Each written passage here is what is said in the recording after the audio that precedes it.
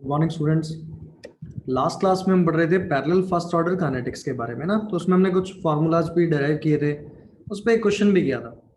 ठीक है, तो वहीं से कुछ थोड़ी सी बात एक और करते हैं, एक और क्वेश्चन करते हैं ताकि अपने को चीज़ें और क्लियर हों उसके अंदर। तो मान लो फिर से हमने कोई एक इक्वेशन ली, पैरेलल 2a से 3b और ऐसे 2a से c। इस रिएक्शन का रेट कांस्टेंट k है और इसका कितना है 2 टाइम्स ऑफ k, और time t is equal to 0 पे, मतलब initial number of mole given है कि कितने 5 मोल। ठीक है, k की वैल्यू दे दी अपने को, value of k 0.693 second inverse. ठीक है, कह रहा है कि फाइंड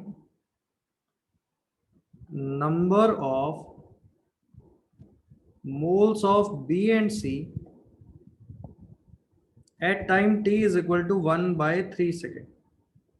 कह रहा है कि जब time t is equal to 1/3 second होगा तो बताओ वहां पे कितने मोल्स b के और कितने मोल्स c के बने होंगे। तो देखना, जब भी अपने को कभी टाइम गिवन होगा ना, तो वो फिक्स है कि पैरेलल के अंदर ना वो हमेशा अपने को हाफ लाइफ की टर्म्स में ही मिलने वाला है। तो देखो, अगर यहां से अपने को समझ आए तो हम ओवरऑल के निकाल सकते हैं क्या। तो वो क्या बनेगा, 2 times of k1 plus k2 होता था, तो यहाँ पे एक k है और एक क्या अपना 2k है, तो k प्लस 2k, तो कितना बन गया 6 टाइम्स ऑफ k बन गया। सही है यहाँ से। तो अगर मैं यहाँ से overall half life of a निकालूं तो वो क्या बनेगी मेरी भी 0.693 डिवाइडेड बाय 6k, यही बनेगा ना। तो देखो k की वैल्यू कितनी है 0.693 है, तो यहां से पता चल गया 1/6 सेकेंड आ गया। अब देखो टाइम मेरे पास 1/3 सेकेंड है, तो यानी कि ये जो 1/3 सेकेंड टाइम है मेरे पास, ये क्या चीज है, इट इज 2 हाफ लाइफ। तो अगर 2 हाफ लाइफ होगा तो देखो इनिशियल मोल 5 थे, तो एक हाफ लाइफ में कितने हो गए होंगे 5/2, अगली हाफ लाइफ में कितने हो गए होंगे 5/4 मोल। तो देखो इनिशियल 5 मोल थे, बचे कितने, एक 5/4 मोल, तो number of mole of A dissociated निकाल सकते हैं हम। तो कितने डिसोसिएटेड हो गए, इनिशियल थे 5, बचे हुए हैं 5/4, तो कितने हो गए अभी 15 डिवाइडेड बाय 4। इतने मोल्स क्या हो गए अपने ए के डिसोसिएट हो गए ना, क्योंकि number of moles of A dissociated निकालेंगे तभी हम इजीली उस फॉर्मूले को एक्सपोनेंशियल से उसमें कन्वर्ट कर पाएंगे ना। तो देखो यहां से अगर मैं लिखूं कि मेरे को लिखना हो number of mole of b, तो उसका लिखने का तरीका क्या था, अभी बी के लिए कितना 3 टाइम्स ऑफ के डिवाइडेड बाय ओवरऑल के 6 के multiplied by number of moles dissociated, तो 15/4, तो कितने बन गए 15/8 मोल आ गया क्या। तो नहीं, number of mole of b तो फॉर्म आगे कितने 15/8। ऐसे अगर मेरे को number of mole of c निकालना हो अगर इसमें, तो वो कितना होगा अभी 2k डिवाइडेड बाय में 6k multiplied by 15 divided by 4, तो 1/3, तो कितना हो गया 5/4 मोल। इस तरीके से हम क्या कैलकुलेट कर सकते हैं कि कितने नंबर ऑफ मोल बी के बने और कितने नंबर ऑफ मोल सी के बने। ठीक है, तो ये अपना क्या आ जाएगा, आंसर आ जाएगा। ठीक है, तो इस तरीके के क्वेश्चंस अपने को जनरली इसके अंदर मिलने वाले हैं, किसके अंदर, पैरेलल फर्स्ट ऑर्डर काइनेटिक्स में ना। तो अगर पैरेलल कोई भी रिएक्शन हुई तो ये फिक्स है कि अपने पास जो भी कहानी मिलेगी, जो टाइम गिवन होगा वो हाफ लाइफ की टर्म्स में ही क्या होगा अपने को गिवन होगा। ऐसे हमने एक बात करी थी पार्शियल हाफ लाइफ और ओवरऑल हाफ लाइफ की ना, तो उसके अंदर अगर कभी रिलेशन पूछ ले कि बताओ partial half life of overall half life of A में क्या रिलेशन है, तो उसको भी कैलकुलेट किया जा सकता है। ठीक है, तो ऐसे हेडिंग डाल देते हैं calculation of net T half, कि अगर मेरे को ओवरऑल हाफ लाइफ निकालनी है तो ऐसे कैपिटल टी हाफ लिख देते हैं ना, तो कैसे उसको कैलकुलेट किया जाए। तो मान लो रिएक्शन सिंपल से ये लेते हैं, ए से बी और क्या लिया ए से सी, इसका रेट कांस्टेंट k1 और इसका रेट कांस्टेंट क्या है k2। ठीक है, अब देखो ओवरऑल जो हाफ लाइफ है मेरा, मतलब ओवरऑल इसका रेट कांस्टेंट है जिसको k इफेक्टिव लिखते हैं भाई, या k ओवरऑल लिख दो, k1 प्लस k2 ही बनता होगा। अब अगर मैं t1 बोल दूं, क्या है partial half life of a से b, तो उसको बोल देता हूं t1, और पार्शियल हाफ लाइफ ऑफ ए से सी अगर मैंने क्या बोल दिया अपना कौन सा T2। तो देखो के इफेक्टिव क्या बताएगा, ln ऑफ 2 डिवाइडेड बाय में net half life T half, और ये क्या देगा ln ऑफ 2 डिवाइडेड बाय में T1, और ये देगा ln ऑफ 2 डिवाइडेड बाय में T2। तो यहां से मेरे को हाफ लाइफ के बारे में पता चल गया, overall half life is T1 into में T2, सॉल्व करेंगे तो अपॉन में T1 प्लस T2। तो यानी कि ओवरऑल हाफ लाइफ किसकी टर्म्स में आ गई, in terms of partial half life. ठीक है, देखो आगे अरेनियस इक्वेशन पढ़ेंगे ना, तो एक अपने पास एक्टिवेशन एनर्जी नाम की चीज आएगी ना। तो अब होता गया है पैरेलल रिएक्शन के लिए, अभी अपन एक जनरल फॉर्मूला लिख देते हैं, वो आगे हर जगह वैलिड चलता रहेगा एक्टिवेशन एनर्जी के लिए ना। तो उसकी बात हम आगे करेंगे अरेनियस में कि एक्टिवेशन एनर्जी होती क्या, calculation of net activation energy. तो जैसे हम क्या पढ़ लेंगे इसके अंदर भी अरेनियस इक्वेशन पढ़ लेंगे, तो अपने को एक्टिवेशन एनर्जी का आइडिया लग जाएगा ना। तो अभी बस याद रखना कि एक्टिवेशन एनर्जी कोई है एक एनर्जी टाइप ना। अगर अपने पास वही फिर से पैरेलल रिएक्शन ए से बी और ए से सी, तो अगर इसका रेट कांस्टेंट K1 और इसकी एक्टिवेशन एनर्जी को EA1 बोल दिया ना, इसका रेट कांस्टेंट K2 और एक्टिवेशन एनर्जी क्या इसकी EA2, तो यहां से हम ओवरऑल लिख सकते हैं कि इसकी जो इफेक्टिव एक्टिवेशन एनर्जी होगी ना, EA इफेक्टिव या फिर ओवरऑल, तो वो क्या होगा K1 इंटू में EA1 प्लस K2 इंटू में EA2 डिवाइडेड बाय में K1 प्लस K2। तो जैसे हम अरेनियस इक्वेशन पढ़ लेंगे ना, तो ये भी इजीली अपना सॉल्व हो जाएगा ना, क्योंकि अगर हम बात करेंगे कि K is equal to a e to the power minus of EA by RT, ऐसे एक अरेनियस इक्वेशन होती है ना, तो उसका यूज करते हुए हम इजीली इसको कैलकुलेट कर सकते हैं ना कि ओवरऑल किसी भी पैरेलल रिएक्शन की जो एक्टिवेशन एनर्जी होगी वो होगा K1 into EA1 plus K2 into EA2 upon में K1 प्लस K2। तो इस तरीके के क्वेश्चन अपने से पूछ सकता है। ठीक है, इस पे अपने को K1 K2 की वैल्यू दे देगा, EA1 EA2 दे देगा और नेट एक्टिवेशन एनर्जी पूछ लेगा अपने से। तो देखना अगर तुम्हें पैरेलल के कुछ और क्वेश्चंस देखने हो तो फिजिक्स की प्रीवियस ईयर में जाना, ठीक है, तो वहां पे मॉडर्न फिजिक्स के अंदर देखना ना, तो ऐसे पैरेलल के एक दो क्वेश्चंस अपने को रेडियोएक्टिव डिसइंटीग्रेशन के साथ रिलेट करके मिलेंगे ना। तो जैसे एक क्वेश्चन मिलेगा ए से बी, ए से सी, ए से डी के बना है, ठीक है, उसके अंदर पार्शियल हाफ लाइफ पूछी हुई है ना, तो वो K1 K2 K3 निकालना और आंसर आ जाएगा। तो अगर अप्रोच आती होगी तो इजीली हम उसको क्वेश्चन को सॉल्व कर पाएंगे ना। तो ये एक स्पेशल केस था, कौन सा, फर्स्ट ऑर्डर का पैरेलल। ऐसे ही एक कौन सी रिएक्शन होती है, सीरीज रिएक्शन, या जिसको बोल देंगे कॉन्जुगेटिव रिएक्शन ना, तो उसका भी अपन देखते हैं कैसे उसको सॉल्व किया जाए।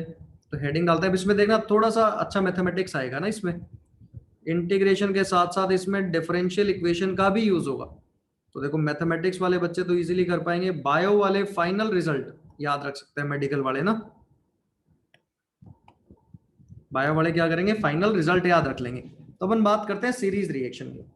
तो सीरीज रिएक्शन क्या है, ए से बी बना और बी से क्या बना, सी। तो मान लो ये रेट कांस्टेंट K1, ये रेट कांस्टेंट K2, और दोनों ही कैसे हैं, फर्स्ट ऑर्डर, दोनों ही कैसे होने वाले अपने फर्स्ट ऑर्डर काइनेटिक्स ना। तो अगर मैं लिखूंगा minus of dA divided by dt, पहले सारे लिखने सीख लेते हैं। रेट ऑफ डिसअपीयरेंस ऑफ ए पहली रिएक्शन में खत्म हो रहा है, फर्स्ट ऑर्डर काइनेटिक्स है, तो क्या होगा K1 इंटू में ए। अगर मेरे को लिखना हो rate of formation of b, dB by dt, तो ध्यान से देखना dB बाई dt पहली इक्वेशन में तो बन रहा है किस रेट से, K1 इंटू ए से, पर दूसरे में एक खत्म भी तो हो रहा है, तो माइनस का साइन आ जाएगा K2 इंटू में कंसंट्रेशन ऑफ बी, क्योंकि अब बी से सी में रिएक्टेंट तो बी है। ऐसे अगर मेरे को लिखना हो DC डिवाइडेड बाई dt, तो DC बाई dt क्या होगा, K2 इंटू में कंसंट्रेशन ऑफ बी। अब इसका यूज करते हुए मैं क्या क्या चीजें निकालना चाहता हूं यहाँ पे, concentration of A, concentration of B, concentration of C. उसके बाद देखना सबसे इंपॉर्टेंट होता है कि किस टाइम पे बी की कंसंट्रेशन मैक्सिमम होगी। तो देखो आज तक जितनी बार भी क्वेश्चन पूछा गया तो इसी पे पूछा गया कि किस टाइम पे बी की मैक्सिमम कंसंट्रेशन होगी ना, तो उसको निकालना देखते हैं कि कैसे कैलकुलेट किया जाए। तो अगर सबसे पहले मेरे को ए की कंसंट्रेशन कैलकुलेट करनी है, तो मैं ये यूज करूं minus of dA by dt is equal to K1 multiplied by concentration of A. तो ये तो सिंपल सा फर्स्ट ऑर्डर काइनेटिक्स जैसा ही है, minus dA by dt, K की जगह K1 है, तो यहां से तो डायरेक्टली लिख सकता हूं a t is equal to a not E to the power minus of के वन इंटू में टी। तो ये मेरा आ गया concentration of a at any time t. तो देखना यहां तक तो क्वेश्चन वैसे भी बहुत ही कम पूछता है। अब क्वेश्चन आएगा इससे आगे वाले फॉर्म में। अपने पास है d B by D t is equal to के वन ए माइनस ऑफ के टू बी। अब ये तो अपने को रीअरेंज करना पड़ेगा, तो हम वो तो कर ही नहीं सकते सिंप्लीफाई कि वेरिएबल सेपरेट हो जाए। तो ये तो अपने पास ऐसे बनेगा D B by D T plus K two into B is equal to के वन इंटू में ए। तो it is form of linear differential equation. ये क्या बन गई अपनी एक लीनियर डिफरेंशियल इक्वेशन बन गई। ठीक है, मैथ्स वालों ने सुना भी होगा लीनियर डिफरेंशियल इक्वेशन किस फॉर्म की होती है, d y by d x plus p y is equal to q. तो यहाँ पे अगर देखोगे y की जगह क्या है कंसंट्रेशन ऑफ b मतलब b, x की जगह टाइम, ठीक है, और p की जगह क्या है यहाँ पे k2 और q की जगह क्या है k1 इंटू a। तो देखो इस लीनियर डिफरेंशियल इक्वेशन का अपने को सॉल्यूशन आना चाहिए ना कि इसका सॉल्यूशन क्या होता है। तो मैं एक बार अगली स्क्रीन पे तो मैं बताता हूँ solution of linear differential equation लिखते कैसे हैं अपन ना, ये कैसे हम उसको सॉल्व करते हैं। तो linear differential equation short form में से LDE करके लिख दिया ना। सबसे पहले इसमें एक चीज निकाली जाती है इंटीग्रेटिंग फैक्टर। तो इंटीग्रेटिंग फैक्टर होता है e to the power p dot dx, है ना। जो py था उसमें p पकड़ो और उसको dx के साथ इंटीग्रेट करके e टू द पावर में लिख दो। फिर जो सॉल्यूशन होगा वो क्या होगा, y multiplied by integrating factor, क्योंकि y तो निकालना होता है अपने को, इज इक्वल टू क्या बनेगा यहाँ पे, integration of integrating factor multiplied by q into में dx। तो ये बनने वाला है अब अपने पास। तो अब इसको वापस से रिलेट करें उसी अपनी इक्वेशन से, तो अपने पास था dB by D T plus K two into में b इज इक्वल टू के वन मल्टीप्लाइड बाई ए। अब यहां पे अगर मैं इस रिएक्शन के लिए इंटीग्रेटिंग फैक्टर निकालू इक्वेशन के लिए, तो e टू द पावर के टू इंटू में डी टी, के टू तो कॉन्स्टेंट है, डी टी का इंटीग्रेशन t हो गया। तो मेरा इंटीग्रेटिंग फैक्टर आ गया e टू द पावर के टू इंटू में टी। अब मैं सॉल्यूशन में लिखूं तो y की जगह आ गया concentration of b into E to the power के two T is equal to integration of integrating factor था e टू द पावर के टू इंटू में टी, सही है, मल्टीप्लाइड बाय क्या भाई q, के वन इंटू में a की वैल्यू अपन ने निकाल रखी है a not E to the power minus of के वन इंटू में टी। और किसके साथ इंटीग्रेट करना है भाई, x के साथ, तो क्या कर दिया मैंने डॉट डी टी। अब इसको सॉल्व करना है अपने को पूरी कहानी को। तो इसको अगर मैं सॉल्व करने जाऊंगा तो देखो क्या बनेगा, ये तो अभी concentration of b e to the power के टू टी, यहां क्या करते हैं हम कांस्टेंट को निकाल देते हैं बाहर। तो आ गया के वन इंटू में A not integration of e to the power के टू माइनस के वन इंटू में टी डी टी, और लिमिट है 0 से लेके t तक। तो अब यहां पे मैंने फिर से concentration of b e to the power के two into t k one a naught, सही है। अब देखो यहां पे अगर इंटीग्रेट करूंगा तो क्या बनेगा, e टू द पावर के टू माइनस के वन इंटू में टी डिवाइडेड बाय के टू माइनस के वन, और 0 से लेके t तक के टू माइनस के वन बाहर आ जाएगा, e टू द पावर के टू इंटू में t, तो के वन इंटू में ए नॉट अपॉन में के टू माइनस के वन। अब मैं डायरेक्टली यहाँ पे लिमिट पुट करके छोड़ रहा हूँ। देखो t पुट करोगे तो यही आएगा e टू द पावर के टू माइनस के one into T, minus of क्या हो जाएगा, 0 पुट करोगे तो 1 हो जाएगा, upper limit minus lower limit. अब ये जो e टू द पावर के टू टी है इसको डिवाइड कर दो। तो डिवाइड करोगे तो देखो concentration of b at any time t आ गया के वन इंटू में ए नॉट अपॉन में के टू माइनस के वन। अब यहाँ पे अगर e टू द पावर के टू टी डिवाइड कर दें तो ये बन गया e to the power minus of के वन टी, और वो बन गया होगा e to the power minus of के टू इंटू में टी। तो ये अपने पास क्या आ गया, concentration of b at any time t। ठीक है, तो ये एक इंपॉर्टेंट रिजल्ट आ गया। देखो डायरेक्टली इसको भी याद रखा जा सकता है ना, ऐसा नहीं है कि अपन पूरा इंटीग्रेट करेंगे पेपर में बैठ के, तो इस पे क्वेश्चन आने के चांसेस भी कम है ना। क्वेश्चन आता है कि इसकी मैक्सिमम कंसंट्रेशन अपने से पूछी जाती है कि किस टाइम पे बी की कंसंट्रेशन मैक्सिमम होगी। ठीक है, तो अगर यहां से अपने को सी की कभी कंसंट्रेशन निकालनी हो ना, तो उसको अपन लिख नहीं रहे। सी टी क्या चीज होगा, A not minus A T minus B T, कि जितना इनिशियल था उसमें से जितना ए में बच गया और जितना बी में कन्वर्ट हुआ माइनस कर दो, तो वो concentration of c at any time t हो जाएगा। ठीक है, नहीं तो फिर डिफरेंशियल को सॉल्व कर लो। डिफरेंशियल को उसको डिफरेंशियल को क्या जो इक्वेशन दी d c by D t is equal to k two into b, b की जगह सारी कहानी रख दो k one a naught upon k two minus के वन, उससे भी आंसर आ जाएगा। ये तो ऐसे भी लिख सकते हैं। अब एक तो इंपॉर्टेंट रिजल्ट आया, कंसंट्रेशन ऑफ बी आ गई अपने पास। एक अपने को इसमें निकालना है कि किस टाइम पे बी की कंसंट्रेशन क्या होगी, मैक्सिमम होगी, वो टाइम निकालना होता है अपने को। तो सबसे इंपॉर्टेंट है इसके अंदर टाइम।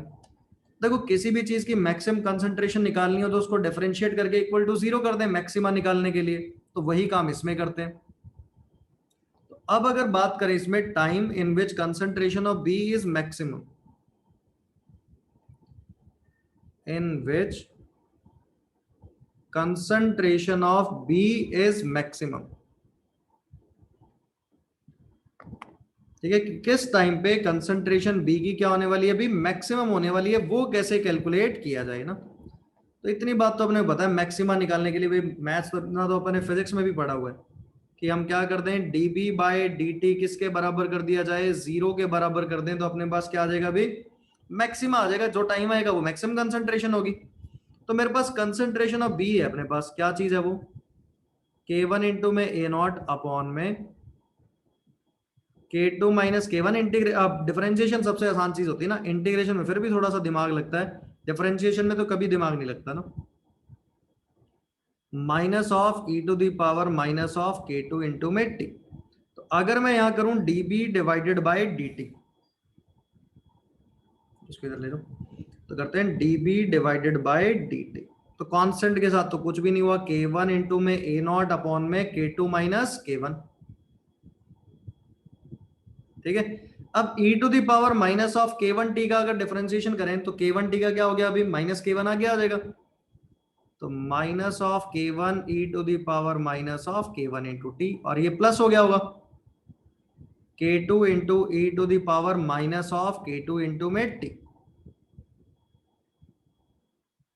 ये किसके बराबर करना है अपने को, जीरो के। ठीक है, तो ये सारी कहानी तो जो कांस्टेंट वाली उधर आके हो जाएगी जीरो। तो ये बन गया माइनस ऑफ के one E to the power minus के one T plus K two into E to the power minus of के two T is equal to zero. तो एक काम करते हैं, यहां से थोड़ा सा रीअरेंज कर लेते हैं चीजों को। तो ये बना k two e to the power minus of के two t, k one E to the power minus of के वन टी, ऐसा ही कुछ था। अब क्या करते हैं, यहाँ पे के टू बाई के वन, और यहां क्या हो गया, ये E to the power minus of के वन टी। ठीक है, और ये डिवाइड में क्या होगा, E to the power minus के टू, ऊपर जाके प्लस हो जाएगा, तो प्लस ऑफ के टू इंटू में टी। तो ये बन गया एल एन ऑफ के टू बाई के वन, और वहां से टाइम कॉमन आ गया, तो क्या बचा, के टू माइनस ऑफ के वन। तो लो टाइम की वैल्यू आ गई वन बाय के टू माइनस के वन एल एन ऑफ के two divided by k one. यह उल्टा ही बोल सकते हो कि one upon k one minus के two is l N of के वन बाई के टू, कुछ भी याद कर लो जो तुम्हारा मन करता हो ना। तो ये अपना आ गया time at which concentration of b is maximum. तो सबसे इंपॉर्टेंट फॉर्मूला है, फिर से रिपीट कर रहा हूं, ये रेडियो एक्टिविटी में भी पूछा जाएगा। वहां पे एक कोई न्यूक्लियस ए होगा, बी में कन्वर्ट होगा, बी फिर सी में कन्वर्ट होगा। ठीक है, बताओ किस टाइम पे न्यूक्लियस ऑफ बी क्या होंगे, मैक्सिमम होंगे। किस टाइम पे न्यूक्लियस ऑफ बी क्या होने वाले हैं, मैक्सिमम। तो ऐसे क्वेश्चन अपने से पूछ सकता है ना। तो ये क्या आ गया, टाइम जिस टाइम में बी की कंसंट्रेशन क्या होगी, मैक्सिमम होगी। अब ऐसे अपने से मैक्सिमम कंसंट्रेशन ऑफ बी भी पूछ सकता है कि बी की मैक्सिमम कंसंट्रेशन क्या होने वाली है, तो उसको भी निकाल देते हैं। ठीक है, फिर अब बात करते हैं, अगर पूछ ले अपने से मैक्सिमम कंसंट्रेशन ऑफ बी, तो अगर बी की मैक्सिमम कंसंट्रेशन की बात की जाए तो कैसे इस पे क्वेश्चन मतलब निकालें कैसे इसको, या तो ये इस टाइम को सब्स्टिट्यूट कर दो आंसर आ जाएगा, नहीं तो एक ये तरीका भी है कि अपने पास D B by D T किसके बराबर था, K one into A minus of के टू इंटू बी के बराबर था। है ना। एट कंसंट्रेशन बी मैक्सिमम जब होगा तो अपने को पता ही है डीबी बाई डी टी की वैल्यू तो जीरो होगी। तो यहां से देखो मैं जीरो करके कंसंट्रेशन मैक्सिमम बी की निकाल सकता हूं। तो maximum concentration of b is k one into में ए डिवाइडेड बाय के टू। अब यहाँ पे ए की कंसंट्रेशन में टाइम सब्स्टिट्यूट कर दूंगा, है ना। तो B maximum is equal to के वन बाय के टू, यहाँ क्या आएगा इंटू में A not E to the power minus of K T, है ना। और वो के वन था मल्टीप्लाइड बाय टाइम। अब यहां क्या करना है, substitute t is equal to 1 में के टू माइनस के वन ln ऑफ के टू बाय के वन। तो जब इसको पूरा सब्स्टिट्यूट करोगे ना, देखो मैं करके भी दिखा देता हूं ताकि परेशान ना हो कि ऐसा ही हो जाए कि याद ही करना पड़ रहा है अभी। तो हम इसको सॉल्व भी कर सकते हैं। मैंने इसको लिखा के वन बाय के टू इंटू में ए नॉट। अब देखना ई टू दी पावर क्या बना होगा, माइनस ऑफ के वन अपॉन में के टू माइनस के वन। तो उसको के वन माइनस के टू कर देता हूं, माइनस हटा दूंगा तो उसको भेज देता हूं पावर में। तो देखो स्टेप समझना, एल एन ऑफ के टू बाय के वन था और इसकी पावर में क्या चला गया, के वन अपॉन में के वन माइनस के टू। तो ये E to the power L N X X हो जाएगा, तो ये तो कैंसिल आउट हो गया। तो देखना मेरा बना के वन बाय के टू इंटू में ए नॉट इंटू में k two by k one two the power के वन अपॉन में के वन माइनस के टू। अब देखो यहां से जो के वन बाय के टू है उसको इसी फॉर्म में रख सकते हैं, ऊपर वाला के टू माइनस के वन कर दो अगर प्लस करना है तो ये तो के वन बाय के टू ही रख लिया, मल्टीप्लाइड बाय जब इसको के वन बाय के टू किया होगा तो वो माइनस से मल्टीप्लाई हो जाएगा ना, तो वो मैं के वन अपॉन में उसको के टू माइनस के वन कर देता हूं मल्टीप्लाइड बाय ए नो। अब देखो ये पावर जब ऊपर है मल्टीप्लाई में तो ऐड हो जाता होगा, तो ऐड करोगे तो जैसे ही प्लस वन किया जाएगा तो वो क्या होगा, अभी प्लस वन तो ऊपर आ जाएगा के टू माइनस के वन से के वन कैंसिल हो जाएगा तो बचेगा के वन डिवाइडेड बाय के टू। पावर क्या आएगी इसमें, ऊपर बचेगा के टू, नीचे बचेगा के टू माइनस ऑफ के one multiplied by initial concentration क्या है ए नॉट। तो ये अपना क्या आएगा, इसके अंदर रिलेशन आ जाएगा ना, ये के टू लिखा है। तो ये क्या अपनी मैक्सिमम कंसेंट्रेशन ऑफ बी है ना। तो ये थोड़ा सा याद करना टिपिकल हो जाता है ना। देखो अगर जेई एडवांस में क्वेश्चन आ रहा है तो अपने को 3-4 मिनट मिल रहे हैं क्वेश्चन के लिए, तो वहां तो हम फिर कैलकुलेट भी कर सकते हैं ना, ये रिलेशन को डिराइव भी किया जा सकता है ना। तो इस तरीके से हम सीरीज रिएक्शन में क्या निकाल सकते हैं, मैक्सिमम कंसेंट्रेशन ऑफ बी को भी कैलकुलेट कर सकते हैं ना। तो इसके अंदर अगर क्वेश्चन पूछेगा तो टाइम किस टाइम पे कंसेंट्रेशन बी की मैक्सिमम है, ठीक है, सबसे ज्यादा क्वेश्चन उसी पे पूछे जाते हैं। तो ये अपनी बात हुई किसकी, सीरीज रिएक्शन की ना। ऐसे इसमें एक चीज आती है पैरेलल फर्स्ट ऑर्डर काइनेटिक्स ना। तो देखो पैरेलल क्या, रिवर्सिबल फर्स्ट ऑर्डर काइनेटिक्स, ठीक है। तो रिवर्सिबल पढ़ने से पहले आज क्लास ये करने के बाद पैरेलल और सीरीज सबसे इंपॉर्टेंट वही है ना, ठीक है। रिवर्सिबल पे आज तक क्वेश्चन नहीं पूछा गया है, क्वेश्चन अगर आया तो किस पे है, या तो पैरेलल पे या फिर सीरीज पे। तो इन सारे फॉर्मूलाज को नोट डाउन करना, एक बार खुद डिराइव करके देखना, तभी चीजें फिर आगे क्लियर होती चलेंगी ना। तो ये थोड़े से टिपिकल चीजें हैं जिसमें मैथमेटिक्स ज्यादा यूज होती है। तो जिसने अभी तक पिछले लेक्चर्स नहीं देखे हैं ना, कि मान लो पैरेलल वाला पिछला देखा ही नहीं, तो लास्ट क्लास में हमने पैरेलल के और डिस्कस किया था ना, तो उसको देखना।